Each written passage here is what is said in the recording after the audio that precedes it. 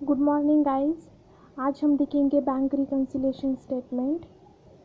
तो guys, bank reconciliation statement में ऐसी कुछ ट्रिक्स है जो मैं आपको बताने वाली हूँ, क्योंकि वो ओवरड्राफ्ट या क्रेडिट बैलेंस जो होता है उसमें यूज़ की जाती है। और गाइस, बैंक रिकन्सिलेशन स्टेटमेंट में कैश बुक है, डेबिट बैलेंस, क्रेडिट बैलेंस होता है, और जो बैंक है वो पासबुक बैलेंस होता है। पासबुक यानी bank, debit credit. Guys, cash book यानी डेबिट बैलेंस में जो भी आएगा। डेबिट बैलेंस यानी पैसे आए, क्रेडिट बैलेंस यानी पैसे गए। और गाइस, जब हम कैश बुक में डेबिट करते हैं तो उससे बैंक यानी पासबुक क्रेडिट करता है। और गाइस, कैश बुक में जब हम क्रेडिट करते हैं, क्रेडिट यानी पैसे गए, डेबिट यानी पैसे आए तो हम यहाँ ऐड करेंगे, और गए तो यहाँ लेस करेंगे, यानी गए पैसे क्रेडिट साइड। और जब गाइस, बैंक जब हम क्रेडिट करते हैं तो बैंक उसे डेबिट करती है। जब हम क्रेडिट करते हैं तो बैंक उसे डेबिट करती है, और जब हम डेबिट करते हैं तो बैंक उसे क्रेडिट करती है। तो गाइस, ऐसे है पासबुक और कैश बुक। डेबिट बैलेंस जो पॉजिटिव होता है, क्रेडिट बैलेंस जो नेगेटिव होता है। कैश बुक का balance as per cash book जो डेबिट बैलेंस होता है। Overdraft as per cash book जो क्रेडिट बैलेंस होता है। ओवरड्राफ्ट एज पर पासबुक जो डेबिट बैलेंस होता है। बैलेंस एज पर पासबुक जो क्रेडिट बैलेंस होता है। ये हुआ कैश बुक और पासबुक।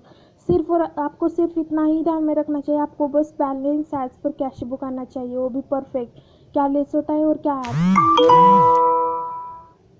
फिर ये तीनों तीनों तीनों जो तीनों आपको इजीली आ जाएंगे। सिर्फ आपको पासबुक पर, balance as per cash book पर ज़्यादा फोकस करना चाहिए। ये आ गया ना, क्या ऐड होता है और क्या लेस। तो गाइज, ये इन तीनों का तो कोई भी टेंशन नहीं है, कुछ भी नहीं। तो गाइज, हम देखते हैं कुछ ऐसे एडजस्टमेंट है जो स्टूडेंट को नहीं आती या डिफ़िकल्ट लगती है। तो गाइज, मैंने आप देखते हैं adjustment number first, wrong credit given by bank. Wrong credit given by bank, amount वो देते हैं, रॉन्ग क्रेडिट किया है बैंक ने।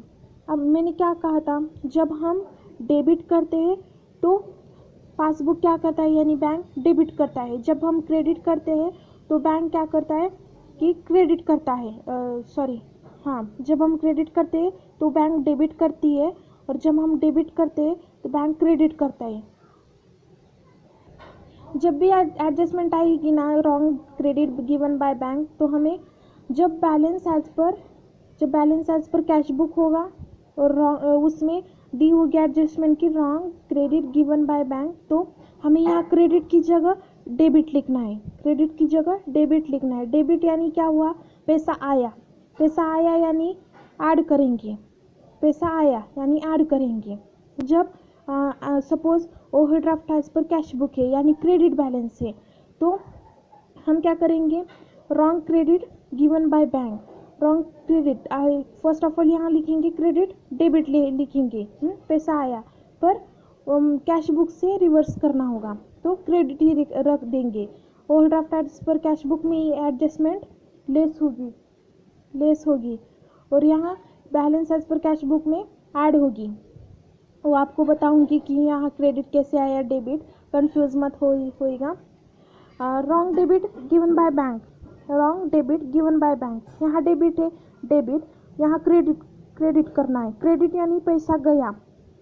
ये adjustment balance as per cash book में लेस होगी। क्रेडिट यानी पैसा गया, लेस होगी, और ओवरड्राफ्ट एज पर पासबुक में ऐड होगी, उससे रिवर्स, ऐड ही उसे रिवर्स। और ओवरड्राफ्ट एज पर पासबुक यानी जब जैसे balance as per cash book करते हैं वैसे ही ओवरड्राफ्ट एज पर पासबुक होता है। और ये balance as per passbook credit, या इसमें ओवरड्राफ्ट एज पर पासबुक में ये एडजस्टमेंट क्रेडिट होगी, क्रेडिट होगी। और बैलेंस एज पर पासबुक जो क्रेडिट बैलेंस है उसमें ये डेबिट होगी, डेबिट यानी ऐड होगी। इंटरेस्ट अलॉट बाय बैंक, कभी कभी इंटरेस्ट हमें देती है बैंक तो कभी लेती है। तो जब भी क्वेश्चन आया इंटरेस्ट अला यानी हमें इंटरेस्ट बैंक ने दिया यानी हम ऐड करेंगे। तो इंटरेस्ट ऑन ओवरड्राफ्ट बैंक ने पेड किया यानी इंटरेस्ट ओवरड्राफ्ट पर बैंक ने पेड किया है, तो हमें इसे कैश बुक में लेस करेंगे।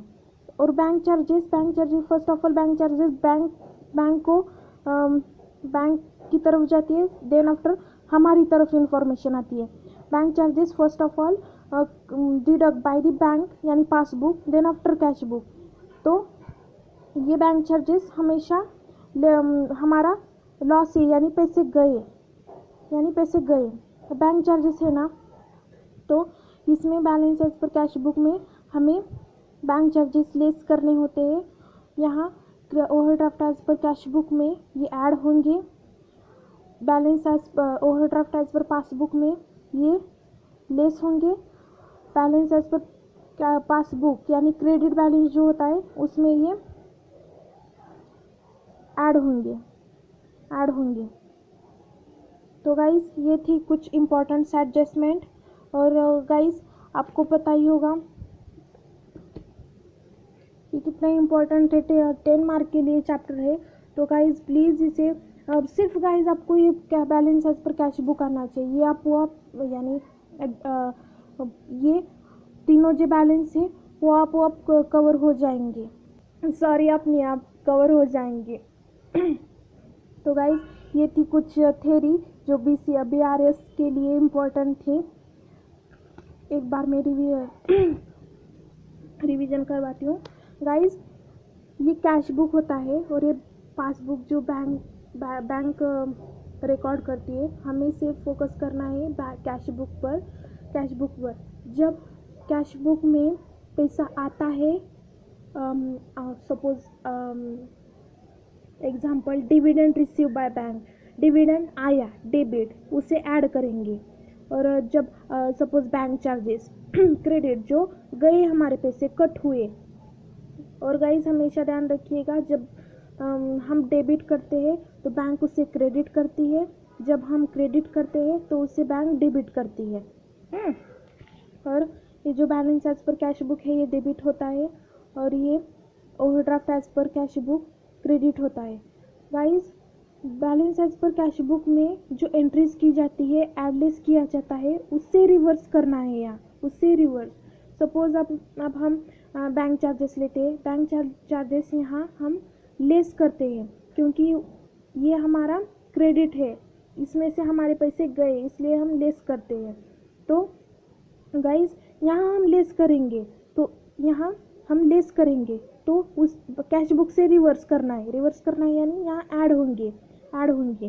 तो और ये जो bank balance as per cash book है ना, तो सेम है, ये सिर्फ चेंज क्या है, ओवरड्राफ्ट है या ये एडलेस ये सेम आएगा, ये दोनों बैलेंस में।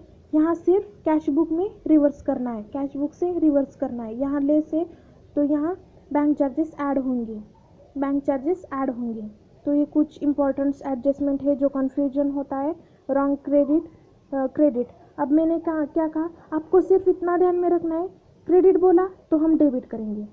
बैलेंस पर ध्यान रखना चाहिए, सिर्फ किसका बैलेंस पूछा है। जब अब चारों बैलेंस में से आपको बताती हूँ। अब यहाँ हमारे यहाँ दिया है balance as per cash book 10,000, exam में दिया होगा। तो सपोज मैं एग्जांपल ले रही हूँ, उसमें एक एडजस्टमेंट है जो wrong credit given by bank दिया है। तो हम इस क्रेडिट पर फोकस करो, इस क्रेडिट पर क्रेडिट दिया है ना, तो हम ऊपर लिखेंगे पेंसिल से डेबिट लिखेंगे। डेबिट यानी फिक्स से माइंड में आ जाएगा, डेबिट यानी पैसा आया यानी हम क्या करेंगे, कैश बुक में ऐड करेंगे। अब देखेंगे overdraft as per cash book जो क्रेडिट बैलेंस होता है। मैंने क्या कहा कि ये सिर्फ परफेक्ट करो, लेस ऐड क्या होता है, परफेक्ट करो तो ये आएगा, यहाँ ऐड होगा, उससे कैश बुक से रिवर्स करना है, यहाँ कैश बुक से रिवर्स करना है इन दोनों में। तो गाइज यहाँ अब देखो overdraft as per cash book दिया है और उसमें एक एडजस्टमेंट दी है, wrong credit given by bank. Credit दी ना तो हम क्या करते हैं, डेबिट करते हैं। जल्दी से यहाँ डेबिट लिखेंगे, डेबिट कर लिखेंगे तो अब क्या बोला है, कैश बुक में हम डेबिट करेंगे। और मैंने कहा क्या क्या कहा है कि balance as per cash book में जो है उससे रिवर्स करना है, रिवर्स करना है यानी यहाँ क्रेडिट होगा, क्रेडिट यानी जैसा था वैसा ही रहेगा, पर आपको समझने के लिए यहाँ डेबिट करना ही होगा। और क्रेडिट की यानी पैसा गया यानी लेस होगा, ये लेस। ऐसे करके सिर्फ आपको ये परफेक्ट आया ना, ये तीनों बैलेंस आप इजीली सॉल्व हो जाएंगे। तो ये गाइस ट्रिक्स थी जो मैं यहाँ ओवरड्राफ्ट हो या क्रेडिट बैलेंस हो वो फॉलो करती हूँ, इजीली मेरा BRS का प्रॉब्लम सॉल्व हो जाता है। तो गाइज हम एक गाइज मैं छोटे छोटे पार्ट में वीडियोस डाल रही हूँ, क्योंकि जब हम वीडियोस 10 या 15 मिनट का हो जाता है तो 2 GB 3 GB लग रहा है, तो आपको आपकी तरफ अपलोड होने में एक दो दिन तो जा रहा है। सो मैं गाइज छोटे छोटे पार्ट में वीडियोस अपलोड कर रही हूँ। तो गाइज मेरा आपको ये वीडियो अच्छा लगा तो सब्सक्राइब कीजिए, सब्सक्राइब करने के बाद बेल आइकन ज़रूर दबाइएगा, प्रेस कीजिएगा, ताकि मेरे आने वाली वीडियोस आपको मिलती जाए। और गाइज मैं लॉ का फर्स्ट यूनिट स्टार्ट करने जा रही हूँ जो इम्पोर्टेंट है कॉन्ट्रैक्ट एक्ट का।